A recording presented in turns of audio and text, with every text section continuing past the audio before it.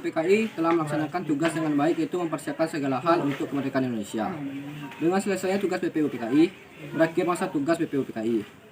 Pada saat berakhirnya masa tugas PPUPKI, rancangan Undang-Undang Dasar Negara Republik Indonesia sudah siap disahkan. Lembaga yang mengesahkan rancangan Undang-Undang Dasar Negara Republik Indonesia hasil rancangan PPUPKI adalah Panitia Persiapan Kemerdekaan Indonesia atau PPKI. Proses pengesahan rancangan Undang-Undang Dasar Negara Republik Indonesia menjadi UUD NRI tahun 1945 dapat dipahami dalam uraian berikut. 1. PPKI sebagai lembaga yang mengesahkan Undang-Undang Dasar tahun 1945. Setelah PPUPKI menyelesaikan tugas yang diembannya, berakhirlah masa tugas PPUPKI. Bersamaan berakhirnya masa tugas PPUPKI, dibentuk Panitia Persiapan Kemerdekaan Indonesia.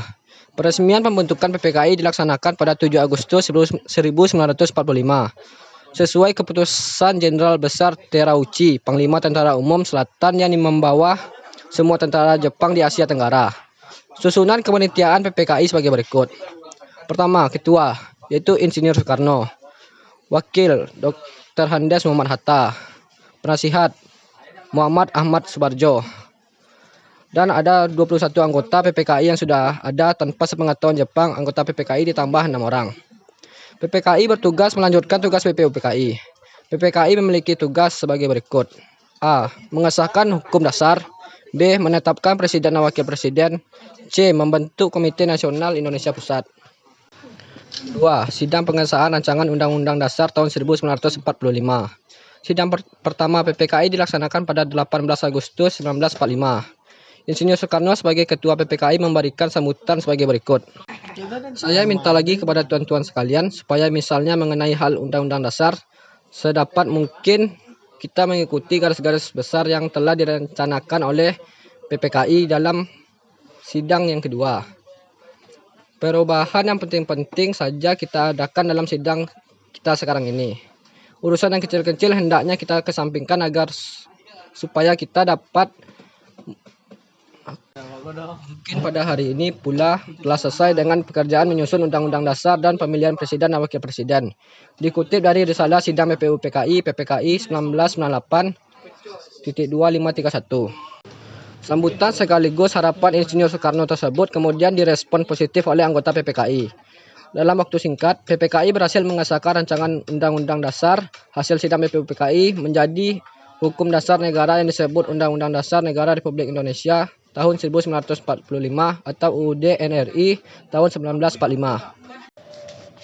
Pada saat pelaksanaan sidang PPKI berhasil memilih Insinyur Soekarno sebagai Presiden dan Dr. Andes Muhammad Hatta sebagai Wakil Presiden. Selain itu, PPKI berhasil membentuk Komite Nasional. Komite Nasional tersebut bertugas membantu tugas Presiden sebelum MPR dan DPR terbentuk. Hal yang penting dipahami bahwa walaupun PPKI dibentuk pemerintahan Jepang, bukan berarti panitia ini bersidang atas kekuatan Jepang.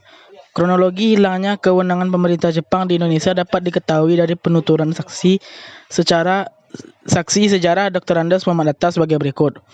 Soal kemerdekaan Indonesia datangnya dari pemerintah Jepang atau dari hasil perjuangan bangsa Indonesia sendiri. Tidaklah menjadi soal karena Jepang sudah kalah.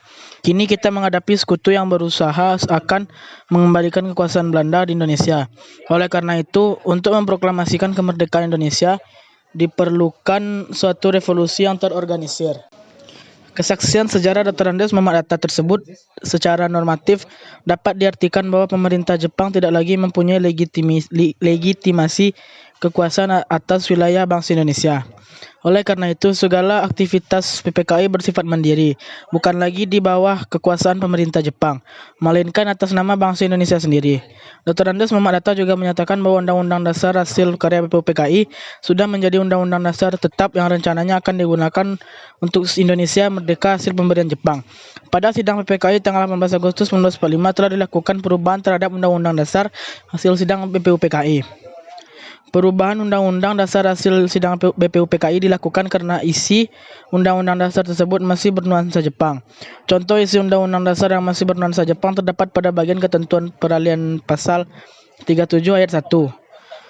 Pada bagian ketentuan peralihan 37 ayat 1 disebutkan Badan Persiapan Kemerdekaan Indonesia dengan semufakat pemerintahan bala tentara Dai Nippon mengatur dan menyelenggarakan kepindahan pemerintah kepada pemerintahan Indonesia.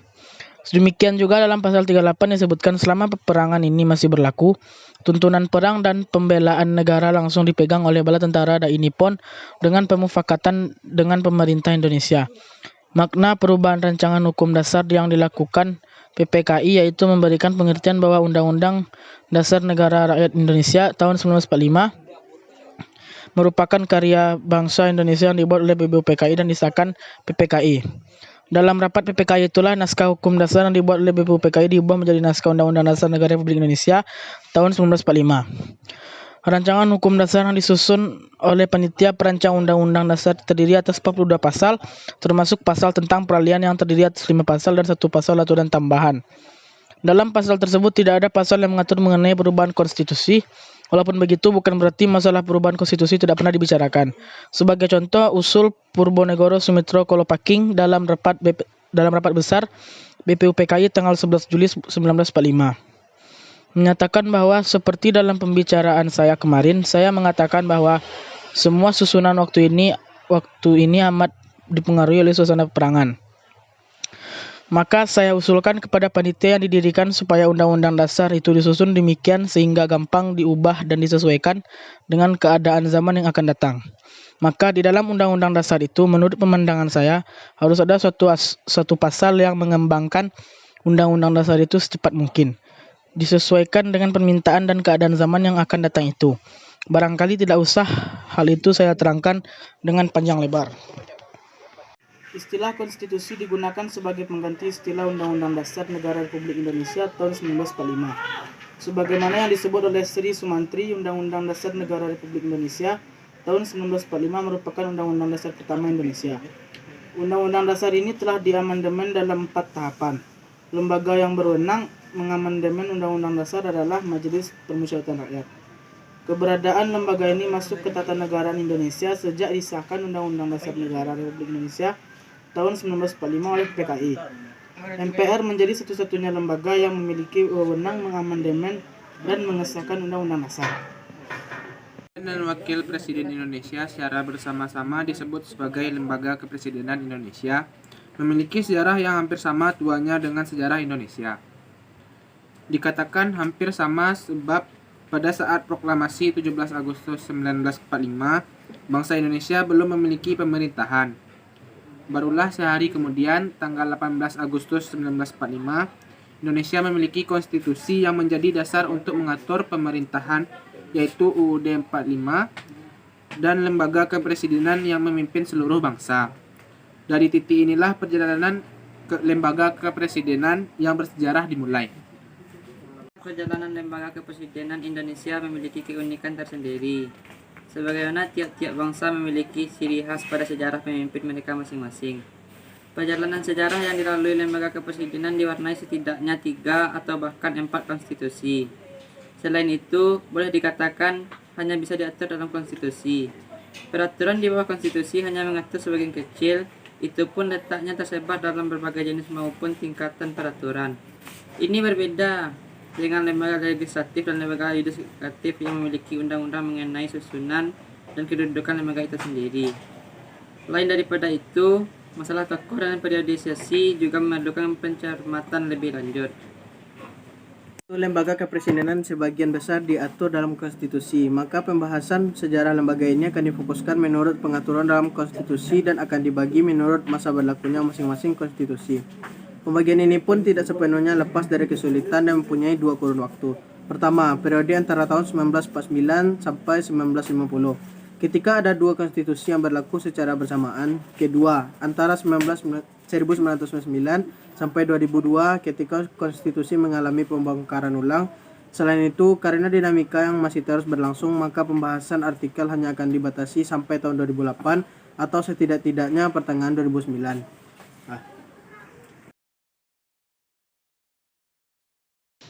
Periode 1945 sampai 1950. Periode 18 Agustus 1945 sampai 15 Agustus 1950 adalah periode berlakunya konstitusi yang disahkan oleh PPKI pada tanggal 18 Agustus 1945, yang kelak kemudian disebut sebagai UUD 1945. Periode ini dibagi lagi menjadi 2 masa, yaitu pertama antara 18 Agustus 1945 sampai 27 Desember 1949 saat negara Indonesia berdiri sendiri. Dan kedua antara 27 Desember 1949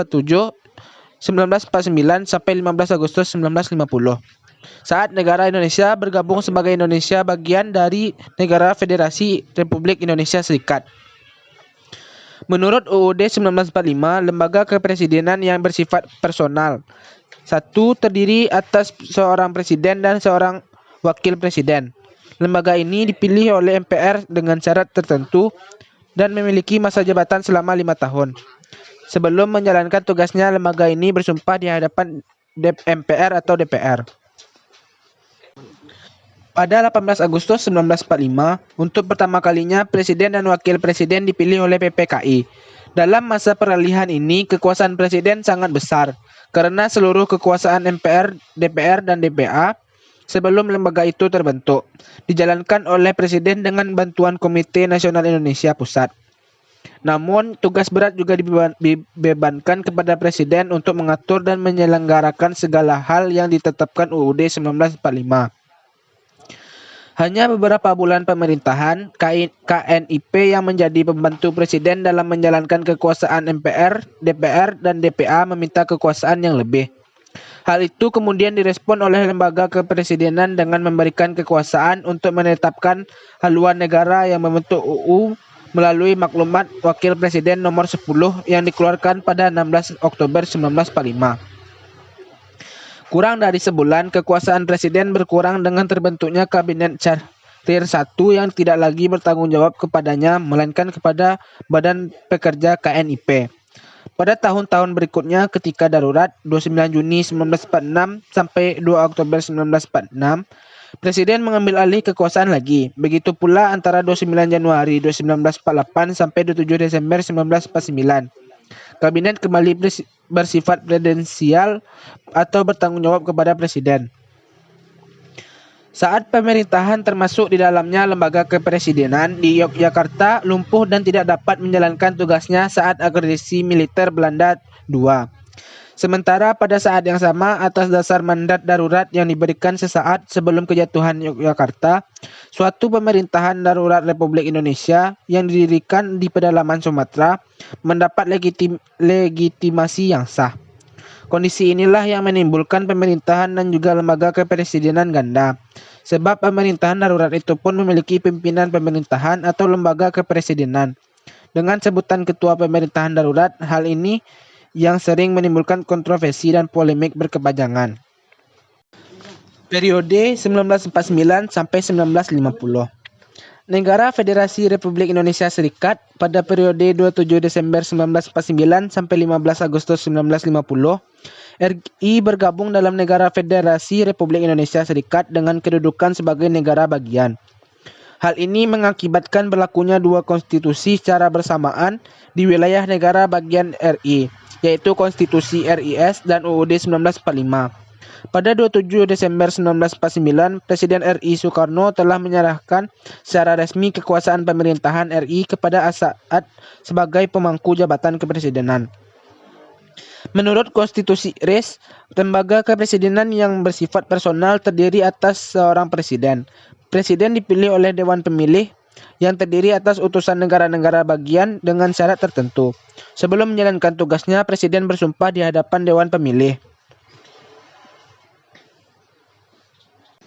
Lembaga kepresidenan dalam periode ini hanya berumur sangat pendek.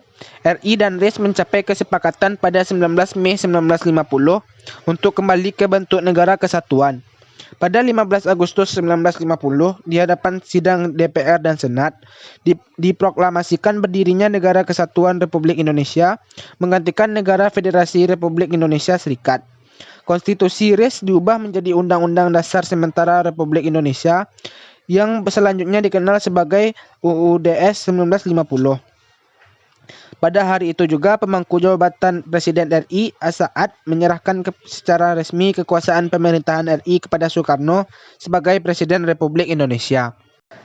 periode 1950 sampai 1959. Dr. Andes Muhammad Atta, Wakil Presiden Indonesia 1945 sampai 1949 dan 1950 sampai 1956.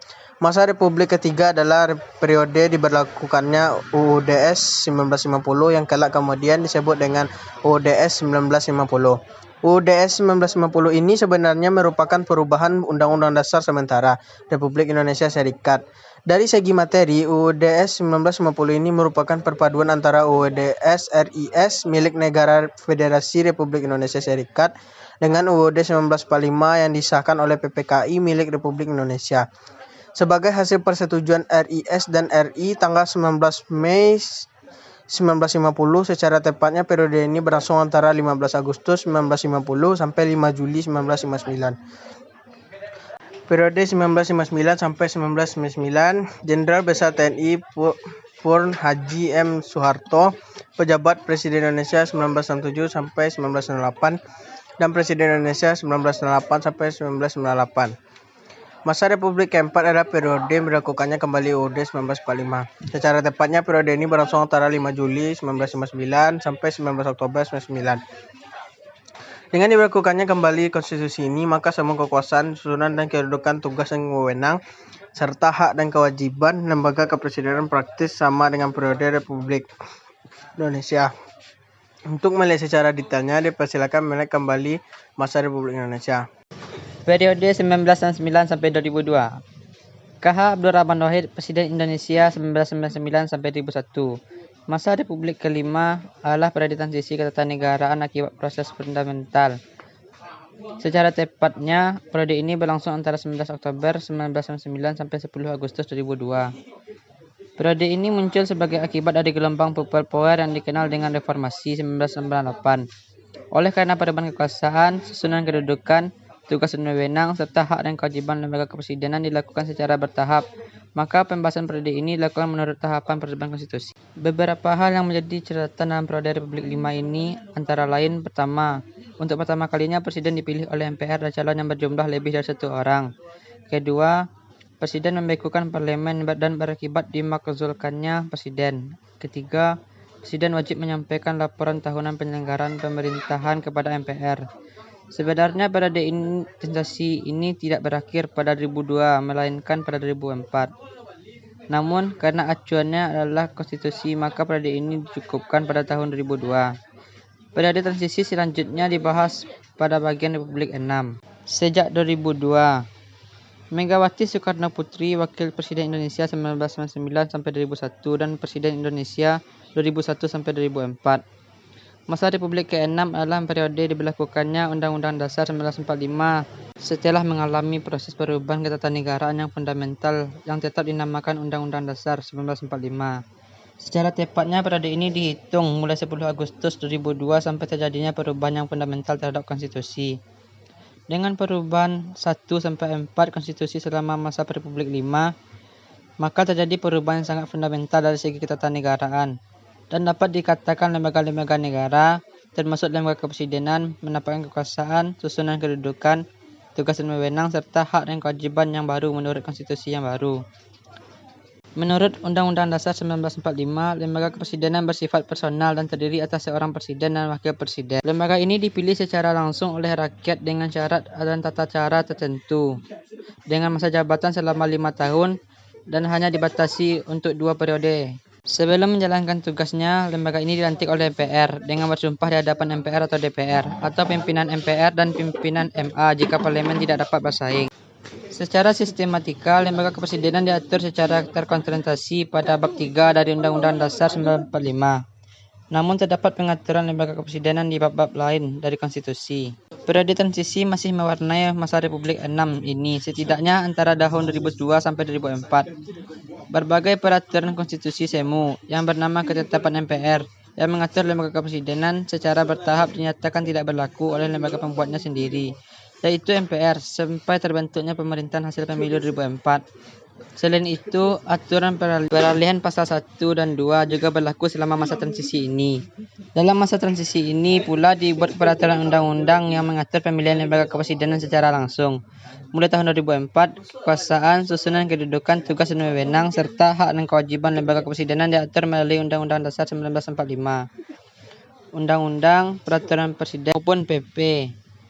Namun, berbeda dengan lembaga negara lain yang diatur secara terkonsentrasi dalam sebuah peraturan perundang-undangan.